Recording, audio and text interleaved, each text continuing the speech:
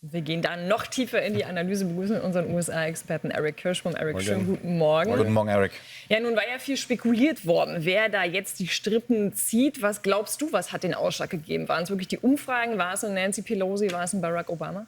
Ja, ich glaube, diese Große der Demokraten haben schon Ende der letzten Woche endlich Klartext mit Biden reden können und ihnen gezeigt, es hat keinen Sinn. Und am Samstag hat er 2 enge Berater zu ihm geholt in Delaware und dann hat er einen Tag lang an diese Meldung gebastelt und schon ein bisschen überraschend, wie das gekommen ist auf Social Media statt einer Rede an die Nation. Das kommt angeblich nach. Aber natürlich hat Obama wahrscheinlich und Clinton und Nancy Pelosi und Chuck Schumer haben eine Rolle gespielt.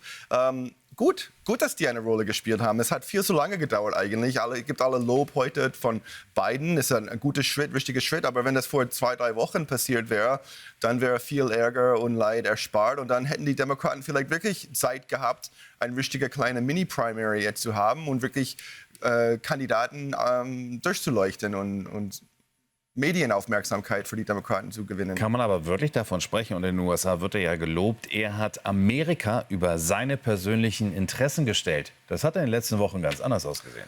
Genau, das sind 3 verlorene Wochen. Ich meine, natürlich ist es hart für einen Mann, sein Amt abzugeben. In Deutschland haben wir gesehen, Angela Merkel war die Erste, die das freiwillig Bundeskanzler abgegeben hat. Es ist schwer, auch weil Biden glaubte, er könnte Trump noch einmal schlagen. Er hat immer wieder gesagt, er ist der Einzige, der Trump geschlagen hatte.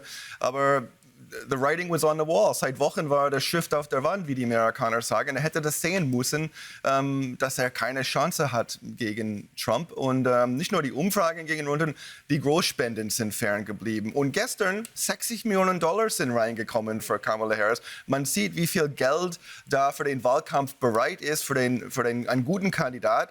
Und das sagt alles in Amerika, was so viel Geld ist notwendig für den Wahlkampf, für die Werbung. Und man sieht, Kamala hat innerhalb von Minuten die Hoffnung und Euphorie bei den Demokraten und Energie wieder so reingebracht. Also die Spender stehen in den Startlöchern, aber wie steht es denn um die Demokraten? Denn jetzt ist ja die Frage, geht man da jetzt wirklich noch mal in den Machtkampf oder bleibt man einfach dabei, dass es das Harris-Gesetz ist? Denn zum Beispiel Pelosi, auch Obama, die haben ja bisher noch keine Wahlempfehlung für sie abgegeben. Genau, wie Michael gesagt hat, gibt es ganz schnell eine Bewegung Richtung Kamala. Newsom hat gerade gesagt, dass er sie unterstützt. Das ist ein Indiz, dass die andere demokratische mögliche Kandidaten sehen, es gibt keine Zeit jetzt für eine Auseinandersetzung, einen Wahlkampf. Und die Demokraten sind vereint durch Donald Trump. Man kann das nicht unterschätzen, glaube ich, was für eine Vereinigungsfaktor Donald Trump ist. Die Demokraten sind in der Vergangenheit manchmal zerstritten, aber Donald Trump, die Angst vor einer zweiten Donald Trump-Amtszeit, vereint die Demokraten wie kaum ein anderes Ding in den USA. Aber Kamala Harris ist angreifbar. 3,5 Jahre Vizepräsidentin. Sie hat nicht viel auf die Reihe gekriegt, muss man sagen. Und sie sollte sich eigentlich um die illegale Migration kümmern. Sie sollte die Grenze zu Mexiko sichern. Nada, nix. Die Zahlen sind auf einem Rekordniveau. Und das bedeutet, Trump hat also eine massive Angriffsfläche. Und das nutzt er ja bereits. Das hat er. Und er wird auf jeden Fall auf Immigration, auf Migration viel machen. Aber ganz ehrlich, ein Vizepräsident hat nie geglänzt in den USA. Es ist wirklich eine undankbare Arbeit.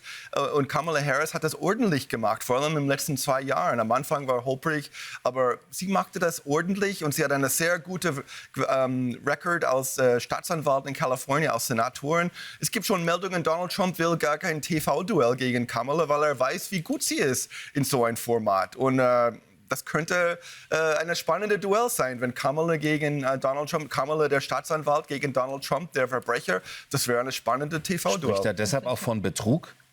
Ja, Trump hat Angst vor Kamala. Das hat man gemerkt die letzten Wochen, dass er immer wieder gegen sie polterte. Und er wäre viel lieber gegen Joe Biden. Man merkte, Trump hat aufgehört, Biden zu kritisieren, weil er hat gehofft, dass die Demokraten bei ihm bleiben. Und jetzt ist es anders gekommen.